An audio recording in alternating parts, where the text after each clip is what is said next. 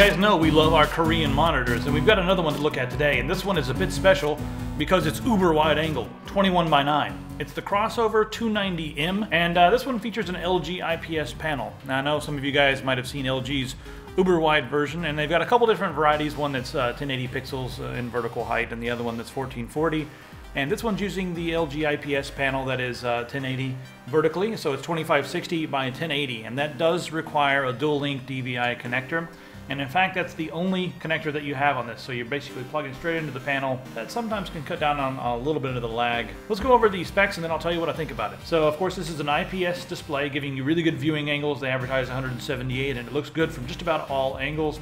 I also noticed that the backlight bleed was minimal, in fact better than some of the 16:9 resolution 1440p monitors. Response time is 5 milliseconds, and I did find this to be pretty adequate for games. The size of the entire thing is 697 by 420 by 23 millimeters, and it weighs 6.5 kilograms. Now it is kind of heavy because it does have a metal bezel. In fact, everything is metal. It's just, you know, a nice piece of metal. Probably the most solid monitor bezel that I've felt out of Korea. In fact, it beats or rivals just about any major name brand bezel that I've felt. And also the sides of the bezel are almost non-existent.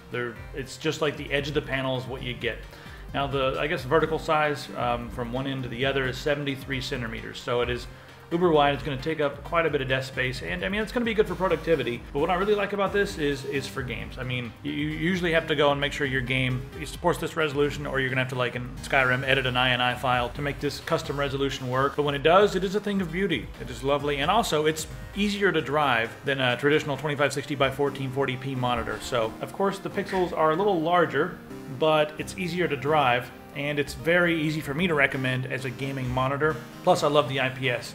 As far as the frequency goes, it's up to 75 hertz, but they recommend you run it at 60, but you can, you know, sure enough, run it at 75 and, you know, take advantage of some higher frame rates. If you look on eBay, they actually say that this is Visa compatible as far as the mount goes, but this one is actually not. They should be adding that soon, I hear, but the bezel and the entire case may change slightly, but as of now, this version is not Visa compatible, so if that's a big deal, you know, take that into consideration.